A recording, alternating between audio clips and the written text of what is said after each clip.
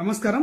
తెలంగాణ రాష్ట్ర ప్రభుత్వము ఆగస్టు 15వ తేదీన స్వతంత్ర దినోత్సవం సందర్భంగా చేయుత కొత్త పెన్షన్లను మంజూరు చేయాలని నిర్ణయించడం అనేది జరిగింది. అయితే ఈ కొత్త పెన్షన్ల కోసము దరఖాస్తుల స్వీకరణను కూడా ప్రారంభించడం జరిగింది అని చెప్పేసి ఉన్నతాధికారులు ప్రకటించడం అనేది జరిగింది. ఈ కొత్త పెన్షన్లను ఆఫ్లైన్లో స్వీకరించడం జరుగుతుంది అని వారు తెలియజేశారు.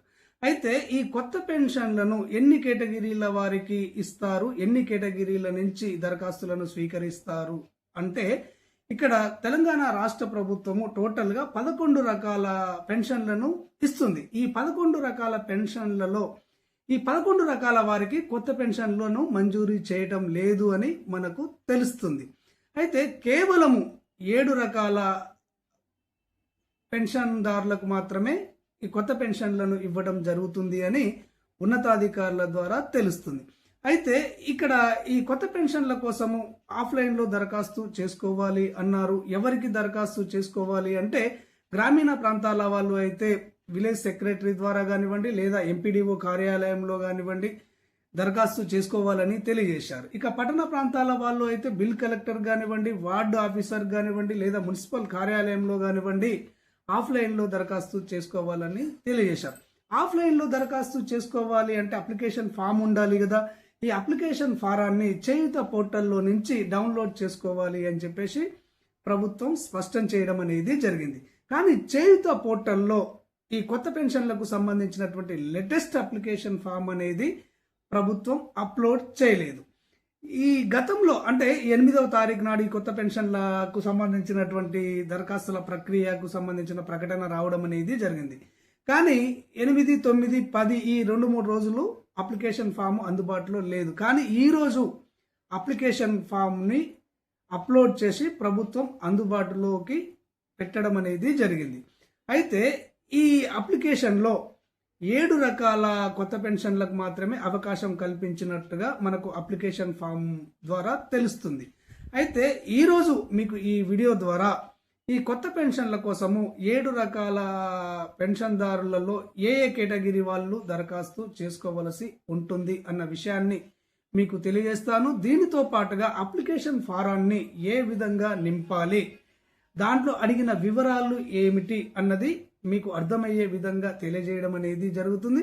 ఆ తర్వాత ఏ కేటగిరీ పెన్షన్దారులు ఏ డాక్యుమెంట్స్ను తప్పనిసరిగా సబ్మిట్ చేయాలి అంటే జీరాక్స్ ప్రతులను జత చేయాలి అన్న వివరాలను మీకు తెలియజేయడం అనేది జరుగుతుంది. అంటే ఇక్కడ వితంతువులు ఏ డాక్యుమెంట్స్ను సబ్మిట్ చేయాలి, ఇక్కడ ఒంటరి మహిళలు ఏ డాక్యుమెంట్స్ను సబ్మిట్ చేయాలి, వికలాంగులు ఏ డాక్యుమెంట్స్ను సబ్మిట్ చేయాలి, ఈ విధంగా తప్పనిసరిగా మీరు జత చేయవలసినటువంటి డాక్యుమెంట్స్ ఏంటి అన్న వివరాలు కూడా ఆ అప్లికేషన్ ఫారంలో ఇచ్చారు. ఆ వివరాలను కూడా మీకు తెలియజేయడం అనేది జరుగుతుంది. పూర్తిగా ఈ చేయుత వెబ్సైట్లోకి వెళ్ళి ఆ అప్లికేషన్ ఫారాన్ని మీకు డిస్ప్లే చేస్తూ అప్లికేషన్ ఫారంలో అడిగిన వివరాలను మరియు మీరు జత చేయవలసినటువంటి డాక్యుమెంట్స్ వివరాలను A to Z వివరాలను మీకు తెలియజేయడం అనేది జరుగుతుంది. ఈ వీడియో పూర్తిగా మీరు చూసిన తర్వాత మీకు నచ్చితే మాత్రము చూసి వెళ్ళిపోకండి. తప్పకుండా అంతర్నేత్ర ఛానల్ను ఆదరించి సబ్స్క్రైబ్ చేసుకోండి. ఓకే ఫ్రెండ్స్, ఇక చేయుత వెబ్సైట్లోకి వెళ్ళి ఈ చేయుత పెన్షన్లకు సంబంధించినటువంటి అప్లికేషన్ ఫారాన్ని ఏ విధంగా నింపాలి అన్న వివరాలు మీకు తెలియజేస్తాను. ఓకే, వెబ్సైట్లోకి వెళ్దాం. ఇప్పుడు మీరు చూస్తున్నది తెలంగాణ రాష్ట్ర ప్రభుత్వము చేయుత పెన్షన్ పోర్టల్లో అప్లోడ్ చేసినటువంటి కొత్త పెన్షన్లకు సంబంధించినటువంటి అప్లికేషన్ ఫామ్. ఇక్కడ మీరు చూడొచ్చు, తెలంగాణ ప్రభుత్వము చేయుత పెన్షన్ల పథకము కొత్త పెన్షన్ల మంజూరీ కొరకు దరఖాస్తు.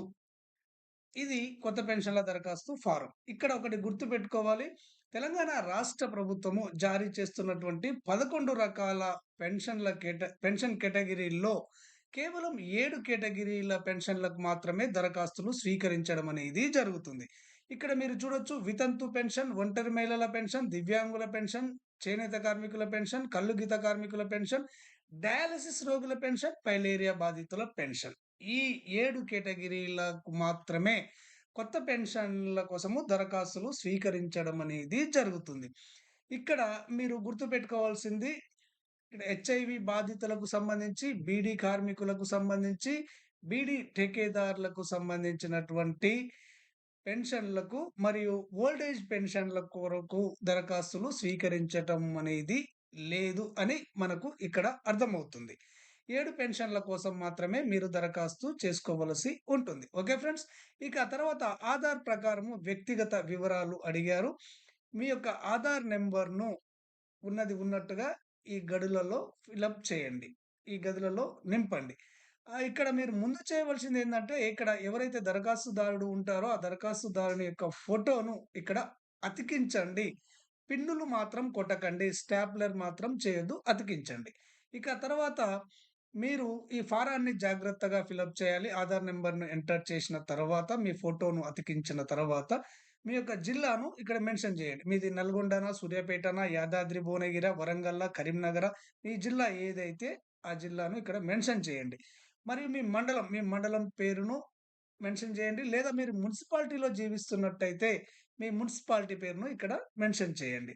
ఆ తర్వాత మీది గ్రామ పంచాయతీ ఏదైతే ఆ గ్రామ పంచాయతీ పేరు, గ్రామం పేరును లేదా మీరు సిటీలో నివసిస్తున్నట్టయితే ఏ వార్డ్‌లో నివసిస్తున్నారో ఆ వార్డ్ నంబర్‌ను ఇక్కడ మెన్షన్ చేయండి. నివాస ప్రాంతము, వీధి.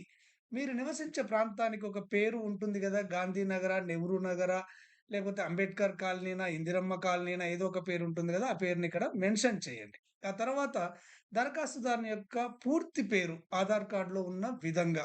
ఆధార్ కార్డ్‌లో ఏ విధంగా ఉందో అదే విధంగా మీ పేరును ఇక్కడ ఎంటర్ చేయండి. ఆ తర్వాత తండ్రి, భర్త, సంరక్షకుని పేరు. మీ తండ్రి పేరు గానివ్వండి, భర్త పేరు గానివ్వండి, సంరక్షకుని పేరు గానివ్వండి, ఇక్కడ ఎంటర్ చేయండి. అతనితో ఉన్న సంబంధాన్ని ఇక్కడ రాయండి. తండ్రి అయితే తండ్రి, భర్త అయితే భర్త, సంరక్షకుడు అయితే సంరక్షకుడు, తల్లి అయితే తల్లి. ఏదైతే ఆ బంధాన్ని ఇక్కడ ఎంటర్ చేయండి. ఆ తర్వాత చిరునామా, ఇంటి నంబరు, వీధి. మీ యొక్క ఆధార్ కార్డ్ ప్రకారము మీ యొక్క చిరునామాను ఇక్కడ ఎంటర్ చేయండి. ఆధార్ కార్డ్‌లో ఏ విధమైన చిరునామా ఉంటుందో దాన్ని ఎంటర్ చేయండి. ఇక కింద ప్రస్తుత చిరునామా, ఆధార్ చిరునామా కాకపోతే ఆధార్ కార్డ్‌లో ఉన్న చిరునామాలో మీరు లేకపోతే ఇతర ప్రాంతాలకు వలస వెళ్ళినట్లయితే ప్రస్తుతం మీరు నివసిస్తున్నటువంటి చిరునామాను ఇక్కడ ఎంటర్ చేయండి. ఓకే.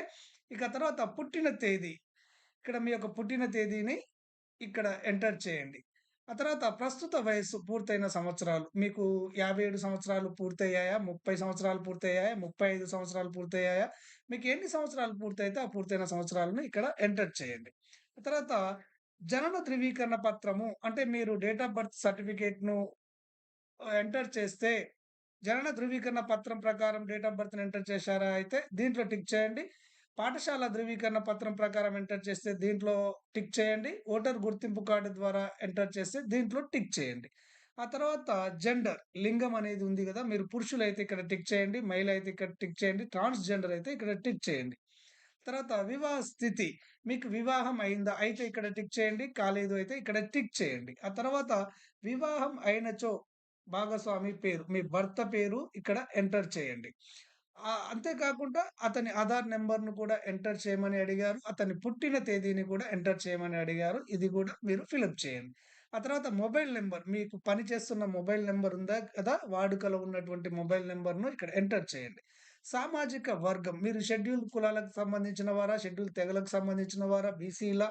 మైనారిటీలా? ఇతరులా? ఎవరైతే మీరు దానిపైన ఇక్కడ క్లిక్ చేయండి. దరఖాస్తుదారుని వృత్తి మీరు వ్యవసాయదారులా? వ్యవసాయ కూలీలా? భవన కార్మికులా? లేదా డైలీ వేజ్ లేబరా?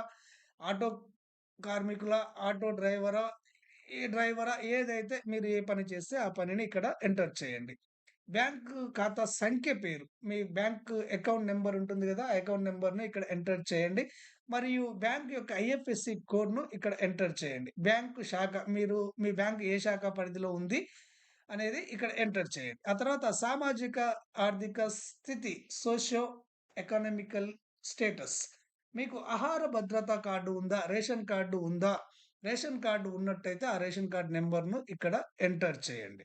కుటుంబ వార్షిక ఆదాయము మీ యొక్క ఇన్‌కమ్ సర్టిఫికేట్‌లో ఎంత ఆదాయాన్ని ఎంఆర్ఓ ఆఫీసోళ్ళు ఇస్తే ఆ ఆదాయాన్ని ఇక్కడ ఎంటర్ చేయండి. ఆదాయ ధృవీకరణ పత్రం పైన ఒక నంబర్ ఉంటుంది. ఆ నంబర్‌ను ఇక్కడ ఎంటర్ చేయండి. ఇక పైకి స్క్రోల్ చేసినట్లయితే పెన్షన్ కేటగిరీల వారీగా అవసరమైన పత్రాలు. ఏ పెన్షన్‌కు ఏ పత్రాలు అవసరమైతాయి అన్నది ఇక్కడ ఇచ్చారు. భర్త ధృవీకరణ పత్రం, మరణ ధృవీకరణ పత్రం అంటే వితంతువులకు ఇది అవసరమవుతుంది. మీరు తీసుకున్నటువంటి డెత్ సర్టిఫికేట్‌లో ఒక నంబర్ ఉంటుంది. ఆ నంబర్‌ని ఇక్కడ ఎంటర్ చేయండి. డెత్ సర్టిఫికేట్‌లో ఆ డెత్ సర్టిఫికేట్ జారీ చేసిన డేట్ ఉంటుంది. ఆ డేట్‌ని ఇక్కడ ఎంటర్ చేయండి. ఆ తర్వాత విడిగా నివసిస్తున్న అవివాహిత మహిళలు అవివాహిత ధృవీకరణ పత్రము ఎంటర్ చేయవలసి ఉంటుంది. ఆ ధృవీకరణ పత్రం పైన నంబర్ ఉంటుంది. దాన్ని ఇక్కడ రాయండి. దానిపైన జారీ చేసిన డేట్ ఉంటుంది. దానిని ఇక్కడ మెన్షన్ చేయండి. ఇక్కడ విడిగా నివసిస్తున్న మహిళలకు ఎంఆర్ఓ గారు విచారణ చేసి ఒక సర్టిఫికేట్ ఇస్తారు. ఆ సర్టిఫికేట్ మీద ఉన్నటువంటి నంబరు, దాని జారీ తేదీ ఇక్కడ ఎంటర్ చేయండి. ఇక యూడీఐడి సదరం ధృవీకరణ సంఖ్య. ఇది దివ్యాంగుల పెన్షన్‌లకు సంబంధించింది. దివ్యాంగులకు యూడీఐడి కార్డ్‌ను సెంట్రల్ గవర్నమెంట్ జారీ చేస్తుంది present. Unique disability identity card అంటారు. ఆ కార్డ్ పైన నంబర్ ఉంటుంది. ఆ నంబర్‌ని ఇక్కడ ఎంటర్ చేయండి. జారీ చేసిన డేట్ ఉంటుంది. ఆ డేట్‌ని ఇక్కడ ఎంటర్ చేయండి. ఒకవేళ యూడీఐడి కార్డ్ మీ దగ్గర లేనట్లయితే స్టేట్ గవర్నమెంట్ ఇచ్చినటువంటి సదరం ధృవీకరణ పత్రం ఉంటుంది గదా! సదరం ధృవీకరణ సర్టిఫికేట్ పైన డేట్ ఉంటుంది. సదరం డేట్ ఉంటుంది. సదరం యొక్క నంబర్ ఉంటుంది. ఐడీ నంబర్, ఆ ఐడీ నంబర్‌ని ఎంటర్ చేయండి. సదరం మీకిచ్చినటువంటి డేట్ ఉంటుంది. దాన్ని ఇక్కడ ఎంటర్ చేయండి. ఇక సభ్యత్వం ఉన్నవారు సహకార సంఘం పేరు. కల్లు గీత కార్మికులు అయినచో, గీతా కార్పొరేషన్ నుంచి సభ్యత్వం ఉన్నట్టయితే, ఆ సభ్యత్వం పైన నంబర్ ఉంటుంది. ఆ నంబర్‌ని ఇక్కడ ఎంటర్ చేయండి. సభ్యత్వం కార్డ్ ఇచ్చిన డేట్ ఉంటుంది. దాన్ని ఇక్కడ ఎంటర్ చేయండి. ఇక లేనట్లయితే ఇక్కడ ఆహ్, ఎక్సైజ్ శాఖ ఇచ్చినటువంటి ధృవీకరణ పత్రం ఉంటుంది. ఆ ధృవీకరణ పత్రం మీద నంబర్ ఉంటుంది. ఆ నంబర్‌ని ఇక్కడ ఎంటర్ చేయండి. సర్టిఫికేట్ ఇచ్చిన డేట్‌ని ఇక్కడ ఎంటర్ చేయండి. ఆ తర్వాత టెక్స్‌టైల్ శాఖ ధృవీకరణ పత్రం ఉన్నదా? ఇది చేనేత కార్మికులకు టెక్స్‌టైల్ శాఖ వాళ్ళు ఒక సర్టిఫికేట్ ఇస్తారు. అది ఉంటే అవును అని ఇక్కడ టిక్ చేయండి. లేనట్లయితే లేదు అని టిక్ చేయండి. ఉంటే అవును అని టిక్ చేస్తే దాని యొక్క ఇష్యూ చేసిన డేట్‌ని ఇక్కడ ఎంటర్ చేయండి. ఇవన్నీ కూడా కంపల్సరీగా మీరు నింపవలసి ఉంటుంది. ఆ తర్వాత ఇక్కడ ధృవీకరణ అనేది ఇచ్చారు. అంటే సెల్ఫ్ డిక్లరేషన్ ఫార్మ్ అంటాం గదా! ఇది సెల్ఫ్ డిక్లరేషన్ ఫార్మ్. ముందు ఈ బాక్స్‌లో టిక్ చేయండి. టిక్ చేసిన తర్వాత ఇది చదవండి. నాకు మరియు నా కుటుంబ సభ్యులకు 3 ఎకరాల కంటే ఎక్కువ మాగాణి భూమి లేదు. 7.5 ఎకరాల కంటే ఎక్కువ మెట్ట భూమి లేదు. తేలికపాటి లేదా భారీ మోటారు వాహనం లేదు. పెద్ద వ్యాపార సంస్థ లేదు. నేను నా కుటుంబ సభ్యుల్లో ఎవరు ప్రభుత్వ రంగ సంస్థ, ఔట్‌సోర్సింగ్, కాంట్రాక్ట్ లేదా ప్రైవేట్ రంగ ఉద్యోగంలో లేరు. అలాగే ప్రభుత్వ రంగ సంస్థ స్వతంత్ర సమరయోధుల పెన్షన్ పొందటం లేదు అని ఇచ్చారు. దీనికి నేను అంగీకరిస్తున్నాను అని దీనిపైన డబ్బాలో ఇది టిక్ చేయండి. ఆ తర్వాత రెండోది చదవండి. అంతే కాకుండా ఈ దరఖాస్తులో నేను అందించిన వివరాలన్నీ కూడా పూర్తి అవగాహన మరియు విశ్వాసం మేరకు సత్యమైనవి, సరైనవని ప్రకటిస్తున్నాను. ఎటువంటి ముఖ్యమైన సమాచారాన్ని దాచిపెట్టలేదు లేదా తప్పుగా పేర్కొనలేదు. భవిష్యత్తులో ఈ దరఖాస్తులో సమర్పించిన వివరాలు అసత్యమని, తప్పుగా ఉన్నాయని లేదా వాస్తవాలను దాచిపెట్టినట్లు తేలితే ఈ పథకం కింద నాకు మంజూరైనటువంటి ప్రయోజనాలను రద్దు చేయడంతో పాటు ఇప్పటికే పొందిన ప్రయోజనాలను తిరిగి చెల్లించడానికి మరియు చట్ట ప్రకారం నాపై తగిన చర్యలు తీసుకోవడానికి నేను బాధ్యత వహిస్తున్నాను అని ఇది చదివి ఈ పక్కనున్నటువంటి బాక్స్‌లో మీరు టిక్ చేయవలసి ఉంటుంది. నేను తప్పుడు సమాచారాన్ని అందించిన ఈ పెన్షన్‌లకు అనర్హుడిని అని తేలినా ఇప్పటి వరకు నాకు చెల్లించిన పెన్షన్‌ను నేను తిరిగి గవర్నమెంట్‌కు చెల్లిస్తాను అని మీరు అంగీకరించినట్టు దీని అర్థం. ఓకే. ఇది వెరీ ఇంపార్టెంట్. ఆ తర్వాత ఇక్కడ డేట్‌ను మెన్షన్ చేయండి. ఆ తర్వాత ఇక్కడ దరఖాస్తుదారుని వేలిముద్రను గానివ్వండి, సంతకాన్ని గాని చేయండి. ఈ విధంగా చేసిన తర్వాత ఇంకా పైకి స్క్రోల్ చేసినట్లయితే, ఈ దరఖాస్తు ఫారానికి మీరు జత చేయవలసినటువంటి జిరాక్స్ ప్రతులు, డాక్యుమెంట్స్ ఏంటి అనేది ఇక్కడ ఇచ్చారు. ఇక్కడ ఇచ్చిన 9 జిరాక్స్ ప్రతులను తప్పకుండా మీ దరఖాస్తు ఫారానికి జత చేయవలసి ఉంటుంది. ముందు పూర్తి చేసిన దరఖాస్తు ఫారాన్ని నింపుతారు గదా! ఆ దరఖాస్తు ఫారానికి ఆధార్ కార్డ్‌ను తప్పకుండా జత చేయాలి. వయస్సు ధృవీకరణ పత్రాన్ని తప్పకుండా జత చేయాలి. ఈ వయస్సు ధృవీకరణ కోసము పాఠశాల ధృవీకరణ పత్రం గానివ్వండి, ఓటర్ గుర్తింపు పత్రం గానివ్వండి, మీరు జత చేయవలసి ఉంటుంది. ఆ తర్వాత మీ 4వది రేషన్ కార్డు లేదా రెవెన్యూ శాఖ జారీ చేసిన వార్షిక ఆదాయ ధృవీకరణ పత్రము మీరు సమర్పించవలసి ఉంటుంది. ఇక్కడ మీరు గుర్తుపెట్టుకోవాల్సింది సంవత్సరానికి సంబంధించినటువంటి ఆదాయ ధృవీకరణ పత్రము, రేషన్ కార్డును తప్పకుండా మీరు జత చేయాలి. ఆదాయ ధృవీకరణ పత్రం లేనట్లయితే రేషన్ కార్డునైనా గాని జత చేయాలి అని ఇక్కడ మెన్షన్ చేయడం అనేది జరిగింది. రేషన్ కార్డు లేనట్లయితే సంవత్సర ఆదాయ ధృవీకరణ పత్రాన్ని జత చేయాలి. బ్యాంక్ పాస్ పుస్తకం మొదటి పేజీ జిరాక్స్ ప్రతిని జత చేయాలి. తర్వాత వితంతు పెన్షన్ కోసము భర్త మరణ ధృవీకరణ పత్రాన్ని జత చేయాలి. భర్త మరణించినా గాని అతని ఆధార్ కార్డును జత చేయాలి. ఆ తర్వాత ఇక్కడ ఒంటరి మహిళల విషయంలో భర్త నుంచి కోర్టు ద్వారా విడిపోతే విడాకులకు సంబంధించినటువంటి సర్టిఫికేట్‌ను, డాక్యుమెంట్‌ను జత చేయాలి.